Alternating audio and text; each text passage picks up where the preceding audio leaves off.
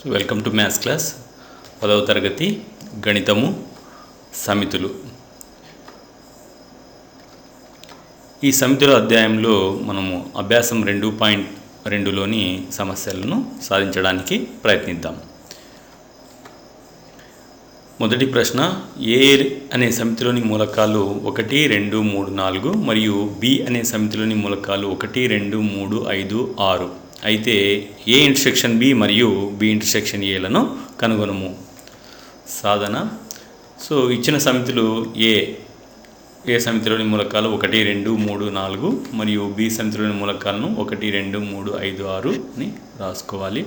తర్వాత మొదటిది A intersection B. మనం కనుక్కోవాల్సిన మొదటి అంశం ఏమి? A intersection B. A intersection B అంటే ఏబి సమితుల ఛేదనము. ఏబి సమితుల ఛేదనం అంటే ఏ సమితిలోను మరియు బి సమితిలోను ఉన్న ఉమ్మడి మూలకాలను సమితిగా రాయాలి. సో కాబట్టి that is equal to A సమితిలో ఉన్న మూలకాలు రాసుకుంటున్నాము, ఇంటర్సెక్షన్ బి సమితిలో ఉన్న మూలకాలు 1, 2, 3, 5, 6 రాసుకున్నాం. ముందుగా రెండింటిలోనూ ఏ సమితిలోను మరియు బి సమితిలోను ఉన్న ఉమ్మడి మూలకాలను గుర్తించాలి. ఉమ్మడి మూలకాలు గుర్తించినట్టయితే 1, 2 సమితుల్లోనూ ఉంది. తర్వాత 2 అనే మూలకము ఏ మరియు బి సమితిలోనూ ఉంది.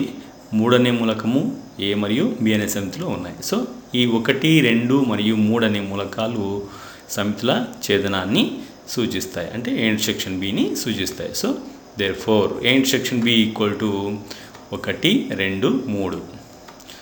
నెక్స్ట్ ఇది సమీకరణము 1గా భావిద్దాం. Next B intersection B intersection A that is equal to బిలో ఉన్న మూలకాలు 1, 2, 3, 5, 6 ఇంటర్సెక్షన్ ఏ అనే సమితిలో ఉన్న మూలకాలు 1, 2, 3, 4 అయితే బి అనే సమితిలోను ఏ అనే సమితిలోను ఉన్న ఉమ్మడి మూలకాలను గుర్తించాలి. కాబట్టి సో 1 అనే మూలకము 2 సమితుల్లోనూ ఉంది, 2 అనే మూలకము 2 సమితుల్లోనూ ఉమ్మడి మూలకంగా ఉంది, 3 అనే మూలకము 2 సమితుల్లోనూ ఉమ్మడి మూలకంగా ఉంది. సో కాబట్టి therefore B intersection A equal to బిలోను ఏలోను ఉన్న ఉమ్మడి మూలకాలను మనము రాసినట్టయితే 1, 2, 3.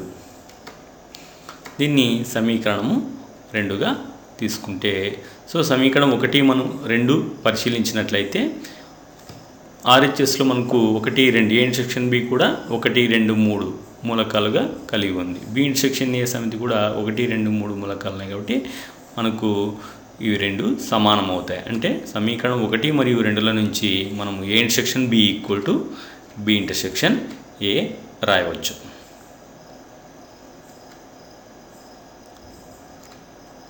నెక్స్ట్ రెండవ ప్రశ్న, ఏ అనే సమితిలోని మూలకాలు 0, 2, 4 మరియు ఏ ఇంటర్సెక్షన్ పై మరియు ఏ ఇంటర్సెక్షన్ ఏలను కనుగొనము.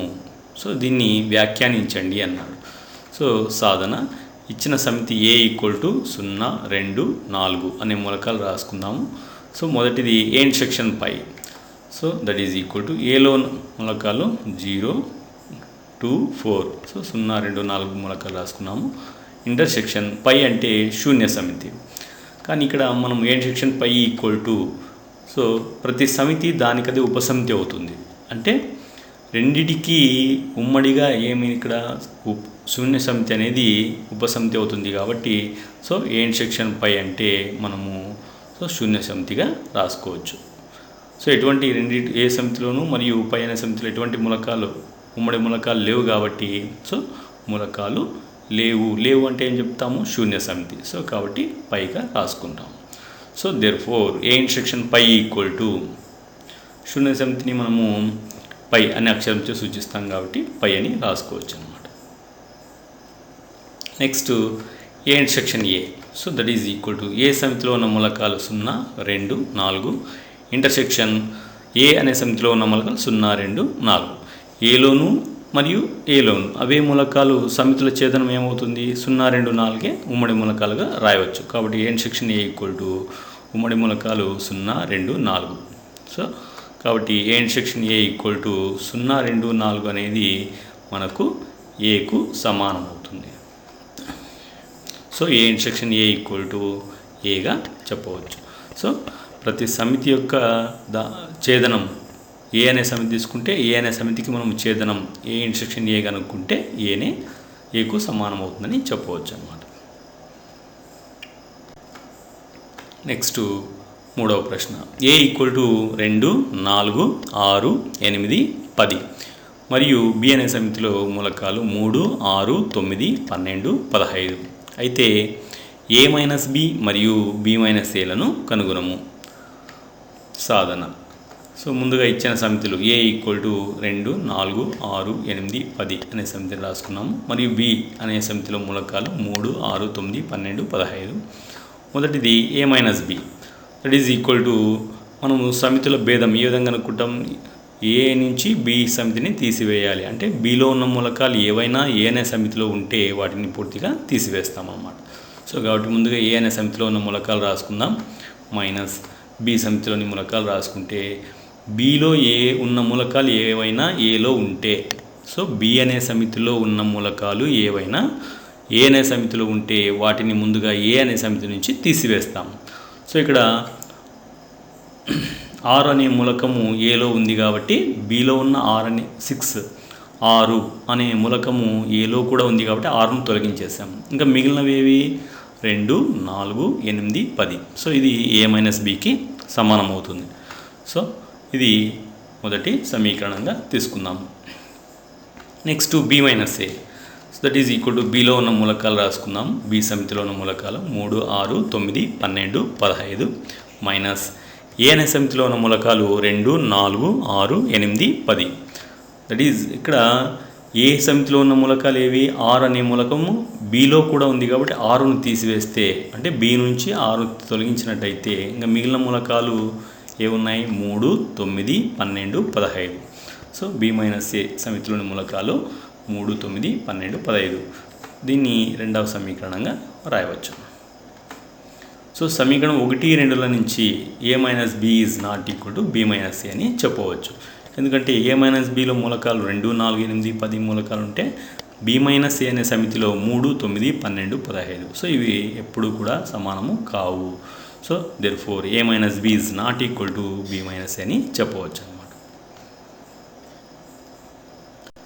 నెక్స్ట్ 4వ ప్రశ్న, ఏ మరియు బిలు రెండు సమితులు. ఏ మరియు బిలు రెండు సమితులు. ఏ ఈజ్ సబ్సెట్ టు బి అయితే ఏ యూనియన్ బి ఎంత అన్నాడు. సో దీనికి సాధన. ఉదాహరణకు మనము ఏ ఈజ్ సబ్సెట్ టు బి అంటే ఏ అనేది బికు ఉపసమితి అయ్యే విధంగా మనము కొన్ని ఏ బి సమితులు ఉదాహరణలుగా తీసుకుందాం. ఏ అనే సమితిలో 2, 4, 6 అనే మూలకాలు ఉన్నాయనుకుందాం. బి అనే సమితిలో 2, 4, 6, 8, 10 అనే మూలకాలు తీసుకుందాం. ఇక్కడ ఖచ్చితంగా 2, 4, 6 అనే మూలకాలు బి అనే సమితిలోనూ ఉన్నాయి కాబట్టి ఏ అనేది బికి ఉపసమితి అవుతుంది. సో కాబట్టి ఏ యూనియన్ బి కనుక్కున్నాం ఇప్పుడు. సో ఏ అనే సమితిలోని మూలకాలు రాసుకున్నాము, యూనియన్ బి అనే సమితిలోని మూలకాలు రాసుకున్నాము. ముందుగా యూనియన్ అంటే ఏం చేయాలి, ముందుగా ఉమ్మడి మూలకాలను ఒకసారి మాత్రమే రాసుకుని మిగిలిన మూలకాలు యాజ్ ఇట్ ఈజ్గా రాసేస్తాము. రెండు సమితిలో ఉన్న మూలకాలను యాజ్ ఇట్ ఈజ్గా రాసేస్తాము. సో కాబట్టి that is A union B equal to ఉమ్మడి మూలకాలు ఏమున్నాయి 2, 4, 6 రెండు సమితిలోనూ ఉన్నాయి. మిగిలిన మూలకాలు 8 మరియు 10. సో కాబట్టి 2, 4, 6, 8, 10 మూలకాలను మనం ఏ యూనియన్ బిగా చెప్పవచ్చు. అయితే ఈ 2, 4, 6, 8, 10 మూలకాలను కలిగిన సమితి ఏది బి. సో కాబట్టి ఏ యూనియన్ బి ఈక్వల్ టు బిగా చెప్పవచ్చు అన్నమాట. సో అంటే ఏ మరియు బిలు రెండు సమితులైతే ఏ అనే సమితి బి అనే సమితికి ఉపసమితి అంటే A is subset to B అయినప్పుడు A union B equal to B అవుతుందని చెప్పవచ్చు.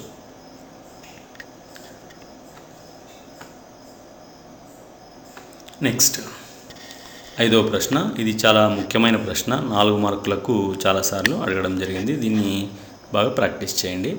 So A equal to X is such that X ఒక సహజ సంఖ్య, B equal to X is such that X ఒక సరి సహజ సంఖ్య, C equal to X is such that X ఒక బేసి సహజ సంఖ్య, D equal to X is such that X ఒక ప్రధాన సంఖ్య అయితే క్రింది వాటిని కనుగొనండి. A intersection B, A intersection C, A intersection D, B intersection C, B intersection D, C intersection D వీటిని కనుగొనాలి. సో సాధన ముందుగా ఇచ్చిన అంశాలు ఒక్కొక్కటి తీసుకుందాము. A equal to X is such that X ఒక సహజ సంఖ్య. ఇవి సమితి నిర్మాణ రూపంలో ఉన్నాయి కాబట్టి వీటిని ముందుగా రోస్టర్ రూపంలోకి మార్పు చేయాలన్నమాట. సో రోస్టర్ రూపంలో రాసుకున్నట్లయితే X is such that X అనే ప్రతి మూలకము సహజ సంఖ్య కాబట్టి సో ఏ అనే సమితిలో మూలకాలు 1, 2, 3, 4, 5, 6, 7 అంటే ఇవన్నీ సహజ సంఖ్యలు. సో సహజ సంఖ్యలు రాసుకుంటున్నాం, రోస్టర్ రూపంలోకి రాసామన్నమాట. Next B equal to X is such that X ఒక సరి సహజ సంఖ్య. సో బి అనే సమితిలో కేవలము సరి సంఖ్యలు మాత్రమే ఉంటాయి కాబట్టి దట్ ఈజ్ ఈక్వల్ టు 2, 4, 6, 8, 10, 12 ఈ విధంగా అనంతంగా సరి సహజ సంఖ్యలు ఉంటాయి. Next C equal to X is such that X ఒక బేసి సహజ సంఖ్య. సో బేసి సహజ సంఖ్యలు కాబట్టి మనకు 1, 3, 5, 7, 9, 11, 13 ఈ విధంగా అనంతంగా బేసి సహజ సంఖ్యలు ఉంటాయి. Next D equal to X is such that X ఒక ప్రధాన సంఖ్య. సో మనకు ప్రధాన సంఖ్యలు 2తో ప్రారంభమవుతాయి కాబట్టి 2, 3, 5, 7, 11, 13 ఈ విధంగా అనంతంగా ప్రధాన సంఖ్యలు ఉంటాయి అన్నమాట. సో ఇచ్చిన సమితులను అంటే సమితి నిర్మాణ రూపంలో ఉన్న వాటిని మనం వాటికి రోస్టర్ రూపాలు రాయడం జరిగింది. సో ముందుగా మొదటి ప్రశ్న ఏ ఇంటర్సెక్షన్ బి తీసుకుందాం. So A intersection B so that is equal to A సమితిలోని మూలకాలు ఏవి సహజ సంఖ్యలు కాబట్టి 1, 2, 3, 4, 5, 6, 7, 8 మూలకాలు తీసుకున్నాం. నెక్స్ట్ ఇంటర్సెక్షన్ బిలో ఉన్న మూలకాలు 2, 4, 6, 8 సరి సంఖ్యలు కాబట్టి సరి సహజ సంఖ్యలు అన్నారు కాబట్టి బిలో ఉన్న మూలకాలు రాసుకున్నాం. ఇప్పుడు రెండింటిలోనూ ఉన్న ఉమ్మడి మూలకాలను గుర్తించాలి. సో 2 అనే మూలకము 2 సమితిలోనూ ఉమ్మడి మూలకంగా ఉంది. అదేవిధంగా 4 ఉమ్మడి మూలకం 2 సమితిలోనూ ఉమ్మడి మూలకం. నెక్స్ట్ 6 అనే మూలకము 2 సమితిలోనూ ఉమ్మడి మూలకంగా ఉంది. నెక్స్ట్ 8 2 సమితిలోనూ ఉమ్మడి మూలకంగా ఉంది. కాబట్టి వాటిని అంటే ఏ ఇంటర్సెక్షన్ బి అంటే ఏమి ఏబి సమితుల ఛేదనం ఉమ్మడి మూలకాలు రాసినట్టయితే A intersection B equal to 2, 4, 6, 8 ఈ విధంగా సరి సంఖ్యలు మనం రాయవచ్చు అన్నమాట. అంటే ఇది దేనికి సమానము X is such that X ఒక సరి సహజ సంఖ్యలు ఇవన్నీ. సో 2, 4, 6, 8 అనే సంఖ్యలు సరి సహజ సంఖ్యలు. So that is equal to A intersection B equal to X is such that X ఒక సరి సహజ సంఖ్య అనేది దేనికి సమానం బీకు సమానం కాబట్టి A intersection B equal to బీగా రాయవచ్చు. నెక్స్ట్ రెండవ ప్రశ్న A intersection C that is equal to ఏలో ఉన్న మూలకాలు అంటే సహజ సంఖ్యలు కాబట్టి 1, 2, 3, 4, 5, 6, 7, 8గా రాసుకుంటున్నారు, అనంతంగా ఉంటాయి. ఇంటర్సెక్షన్ సిలో ఉన్న మూలకాలు 1, 3, 5, 7 అనంతంగా అంటే బేసి సహజ సంఖ్యలు కాబట్టి 1, 3, 5, 7 అనంతంగా రాయవచ్చు. అయితే ఈ 2 సమితిలోనూ ఉన్న ఉమ్మడి మూలకాలను గుర్తించినట్టయితే 1 అనే మూలకము 2 సమితుల్లోనూ ఉమ్మడి మూలకంగా ఉంది మరియు 3 అనే మూలకం 2 సమితుల్లోనూ ఉంది. నెక్స్ట్ 5 అనే మూలకం 2 సమితుల్లోనూ ఉంది. నెక్స్ట్ 7, నెక్స్ట్ 9, 11 ఈ విధంగా బేసి సంఖ్యలు అనేవి 2 సమితుల్లోనూ ఉమ్మడి మూలకంగా ఉన్నాయి కాబట్టి ఏ మరియు సి సమితుల ఛేదనం ఏ ఇంటర్సెక్షన్ సి అందులోని మూలకాలు 1, 3, 5, 7 ఈ విధంగా అనంతంగా ఉంటాయి. అంటే ఈ మూలకాల స్వభావం ఏమి బేసి సహజ సంఖ్యలు కాబట్టి that is equal to X is such that X ఒక బేసి సహజ సంఖ్య అని దాని ఆ రోస్టర్ రూపం యొక్క సమితి నిర్మాణ రూపం ఇక్కడ రాయడం జరిగింది. So that is equal to అయితే ఈ బేసి సహజ సంఖ్యలు అనేటివి మనకు ప్రశ్నలు ఇచ్చిన దేనికి సమానం అవుతాయి ఇవి. సో దట్ ఈజ్ ఈక్వల్ సికి సమానం అవుతుంది. So therefore A intersection C అనేది ఇక్కడ సికు సమానం అయ్యింది.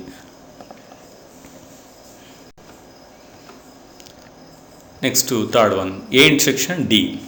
So that is equal to ఏలో సహజ సంఖ్యలు ఉన్నాయి కాబట్టి సహజ సంఖ్యలు రాసుకున్నాము. ఇంటర్సెక్షన్ డిలో ఉన్న మూలకాలు ప్రధాన సంఖ్యలు. సో 2, 3, 5, 7 ఈ రెండింటిలోనూ ఉన్న ఉమ్మడి మూలకాలు మనం గుర్తించినట్టయితే 2 తర్వాత 3 2 సమితుల్లోనూ మూలకంగా ఉంది, 5 2 సమితుల్లోనూ ఉమ్మడి మూలకంగా ఉంది, 7 2 సమితుల్లోనూ ఉమ్మడి మూలకంగా ఉంది. కాబట్టి ఏ మరియు డి సమితుల ఛేదనంలో మనకు ఇక్కడ సర్కిల్లో గుర్తించిన మూలకాలు ఉమ్మడి మూలకాలుగా ఉంటాయన్నమాట. సో కాబట్టి therefore A intersection D equal to 2, 3, 5, 7 వీటి స్వభావం ఏవి, ఏ సంఖ్యలు ఇవి? 2, 3, 5, 7 అనేటివి ప్రధాన సంఖ్యలు. సో కాబట్టి X is such that, X ఒక ప్రధాన సంఖ్య. అంటే 2, 3, 5, 7 మూలకాల రోస్టర్ రూపానికి ఇది సమితి నిర్మాణ రూపము.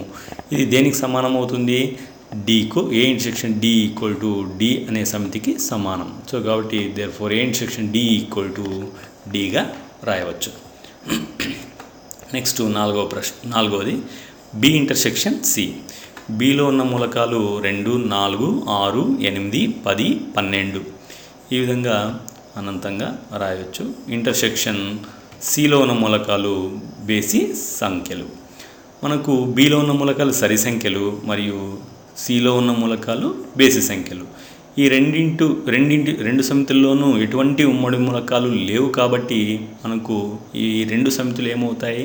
వియుక్త సమితులు. మనము వియుక్త సమితులు అంటే డెఫినేషన్ ఏం చెప్పుకున్నాము?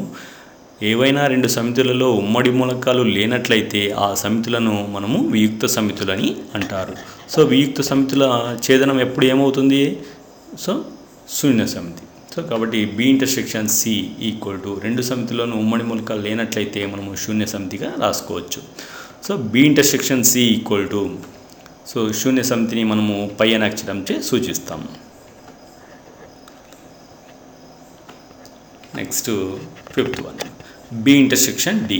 సో బిలో ఉన్న మూలకాలు సరి సంఖ్యలు కాబట్టి 2, 4, 6, 8, 10, 12, 14 ఈ విధంగా రాసాం. ఇంటర్సెక్షన్ డిలో ప్రధాన సంఖ్యలు 2, 3, 5, 7, 11, 13 ఉంటాయి కాబట్టి రాసుకున్నాం ఈ విధంగా. నెక్స్ట్ రెండు సమితిలోనూ ఉన్న ఉమ్మడి మూలకాలను గుర్తించాలి. సో 2 అనే మూలకము రెండు సమితిలోనూ ఉమ్మడి మూలకంగా ఉంది. 2 తప్ప వేరే ఎటువంటి అంకెలు కూడా ఉమ్మడి మూలకంగా లేవు కాబట్టి so B intersection D equal to 2గా ఒకే మూలకము ఉమ్మడి మూలకంగా ఉంది. సో బి మరియు డిల సమితుల ఛేదనంలో 2 మాత్రమే సమితిలో మూలకంగా ఉంటుంది అన్నమాట. సో 2 అనేది ఈ సంఖ్య యొక్క స్వభావం ఏమి? 2 అనేది సరి ప్రధాన సంఖ్య. సో కాబట్టి X is such that, X ఒక సరి ప్రధాన సంఖ్యగా మనము రాయవచ్చు అన్నమాట. So therefore B intersection D equal to 2గా రాసుకుంటాము. Next 6th one C intersection D. సిలో ఉన్న మూలకాలు 1, 3, 5, 7, 9, 11, 13. సో ఇవి బేసి సంఖ్యలు. ఇంటర్సెక్షన్ డిలో ఉన్న మూలకాలు ప్రధాన సంఖ్యలు 2, 3, 5, 7, 11, 13 ఈ విధంగా అనంతంగా ఉంటాయి. అయితే ఈ రెండు సమితుల్లోనూ ఉమ్మడి మూలకాలు మనము గుర్తించినట్లయితే 3 అనే మూలకము రెండు సమితుల్లోనూ ఉమ్మడి మూలకంగా ఉంది. తర్వాత 5 రెండు సమితుల్లోనూ ఉమ్మడి మూలకంగా ఉంది. నెక్స్ట్ 7 అనే మూలకము రెండు సమితుల్లోనూ ఉమ్మడి మూలకంగా ఉంది. అదేవిధంగా 11, 13. సో ఈ మూలకాలన్నీ మనకు ఉమ్మడి మూలకంగా అంటే రెండు సమితుల్లోనూ మూలకాలుగా ఉన్నాయన్నమాట. సో సి ఇంటర్సెక్షన్ డి అంటే సి మరియు డి సమితుల ఛేదనములో మూలకాలు ఏమవుతాయి? 3, 5, 7, 11, 13. సో ఇవన్నీ కూడా ప్రధాన సంఖ్యలు. కానీ ఇక్కడ 2 లేకుండా మిగిలినవన్నీ కూడా ప్రధాన సంఖ్యలు వచ్చాయి. సో కాబట్టి ఇవన్నీ కూడా వీటి స్వభావం బేసి సంఖ్యలు. బేసి సంఖ్యలు అవుతూ మరియు ప్రధాన సంఖ్యలు అవుతున్నాయి కాబట్టి so X is such that, X ఒక బేసి ప్రధాన సంఖ్య. 2 లేదు కాబట్టి ఇక్కడ ఏమైంది? మనం ఏం రాస్తున్నాము? ఎక్స్ అనేది ఒక బేసి ప్రధాన సంఖ్యగా తీసుకోవచ్చు. సో కాబట్టి therefore C intersection D equal to 3, 5, 7, 11, 13 ఇవి బేసి ప్రధాన సంఖ్యలు.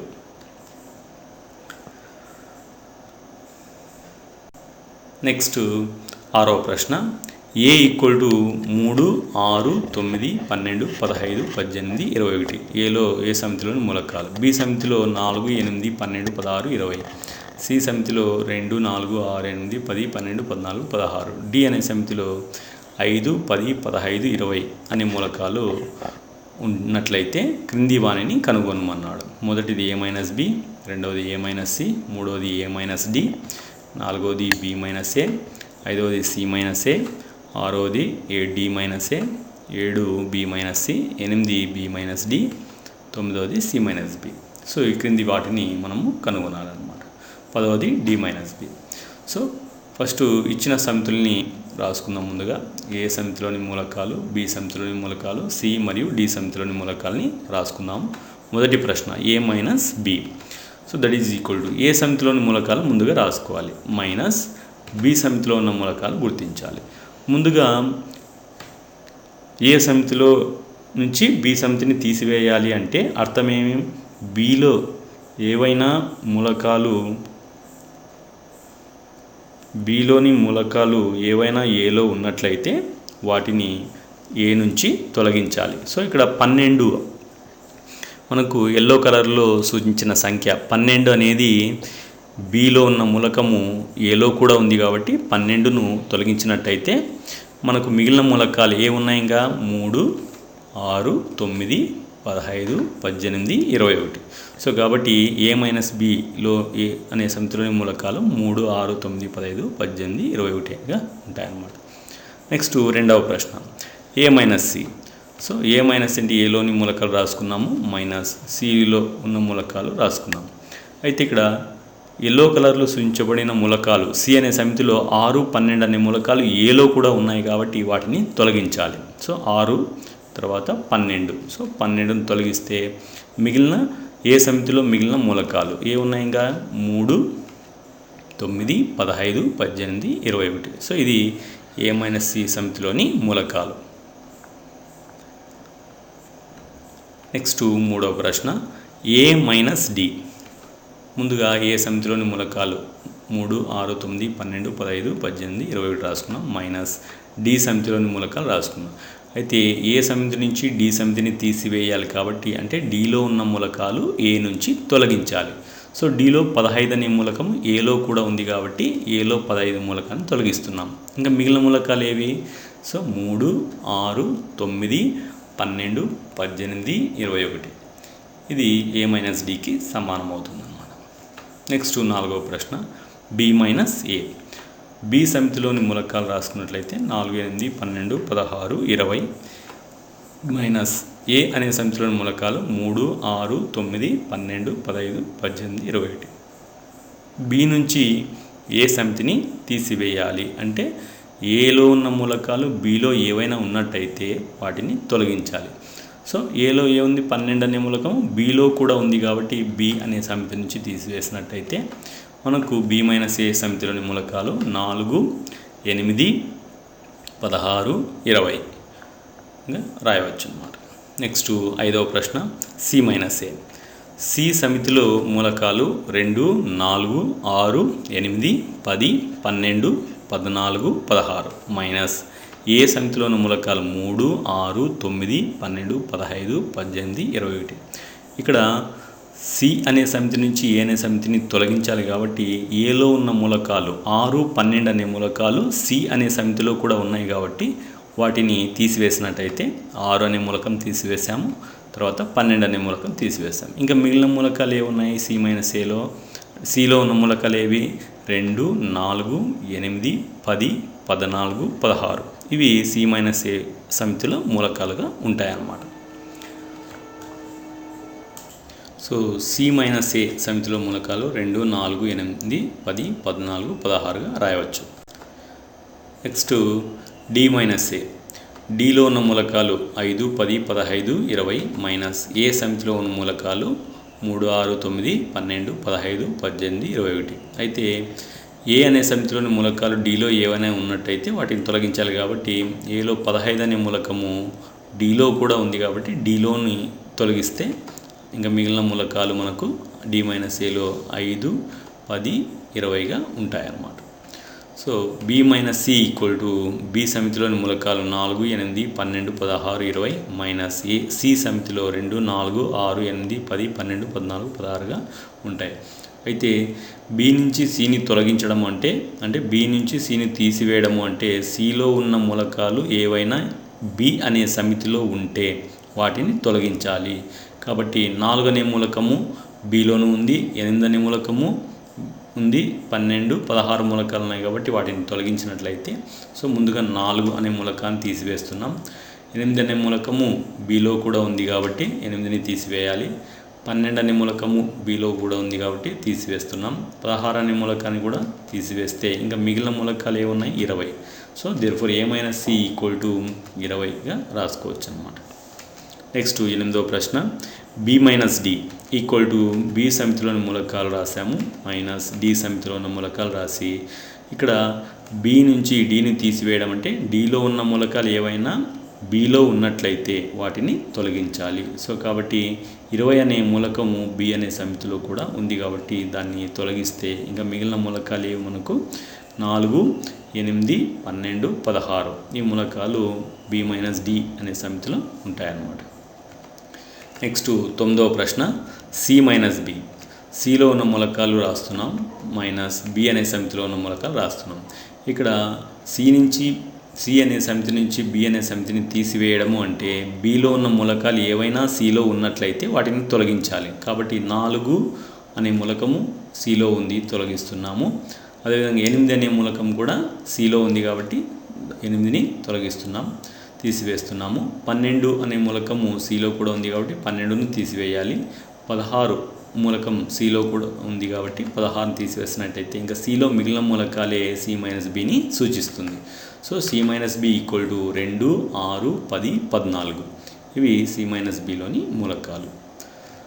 Next D minus B that is equal to D సమితిలోని మూలకాలు రాసుకోవాలి మైనస్ బి సమితిలోని మూలకాలు రాసుకుని మనకు బి అనే సమితిలోని మూలకాలు ఏవైనా డి అనే సమితిలోనూ ఉన్నట్లయితే వాటిని తొలగించాలి. సో 20 అనే మూలకము డి అనే సమితిలో ఉంది కాబట్టి 20ని తొలగించినట్లయితే ఇంకా మిగిలిన మూలకాలు డిలో ఏవైతే మిగిలినాయో అవి డి మైనస్ బిని సమితిలోని మూలకాలుగా ఉంటాయి. సో 5, 10, 15 మూలకాలు డి మైనస్ బి అనే సమితిలో మూలకాలుగా ఉంటాయి.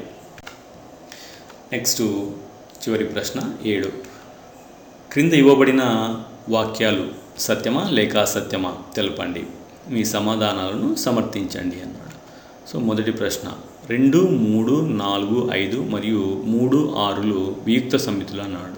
వియుక్త సమితులు అంటే మనకు నిర్వచనం తెలిసి ఉండాలి. వియుక్త సమితులు అంటే ఏవైనా 2 సమితులు తీసుకుంటే ఆ 2 సమితుల్లోనూ ఉమ్మడి మూలకాలు లేనట్లయితే అటువంటి సమితులను వియుక్త సమితులు అని అంటారు.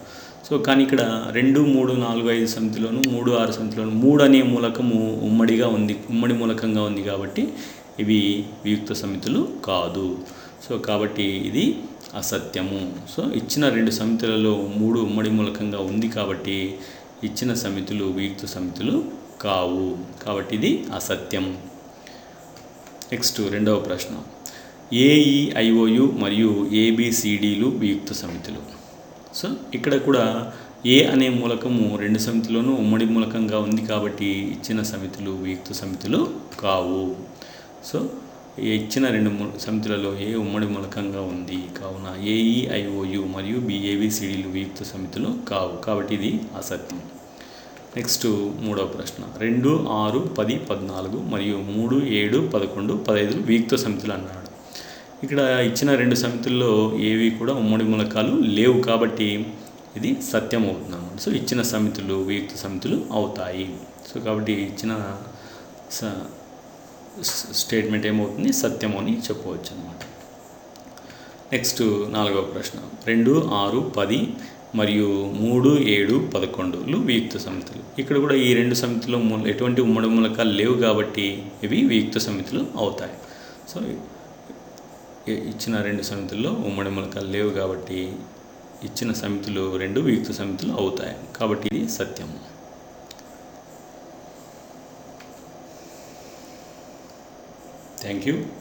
Thank you for all.